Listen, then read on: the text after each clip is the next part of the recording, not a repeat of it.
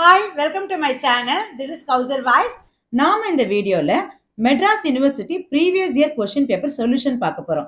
அதாவது April 2023 subject working capital management. இதுல section B 5 marks, section C 10 marks problem with solution பார்க்க போறோம்.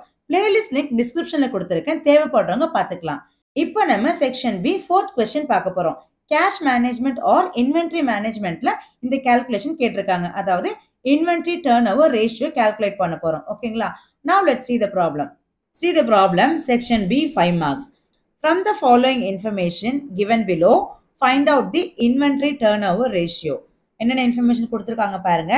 Opening stock 20,000, closing stock 30,000, cost of goods sold 2,50,000. That's all. With this information, they're asking you to calculate inventory turnover ratio. There is a formula. இந்த ஃபார்முலாவை நம்ம substitute பண்ணி calculate பண்ண போறோம். Okay, see the solution.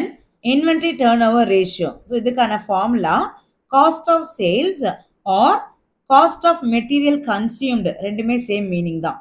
Cost of sales or cost of material consumed divided by average stock. So cost of sales given in the problem directly how much? 2,50,000. So இங்கே entry போட்டுக்கோங்க, 2,50,000 divided by average stock. So what is the formula for average stock? Opening stock plus closing stock divided by 2 பண்ணீங்கன்னா you will be getting average stock. சரிங்களா? So 20,000 plus 30,000, 50,000 divided by 2, 25,000. So 2,50,000 divided by 25,000 is equal to 10 times.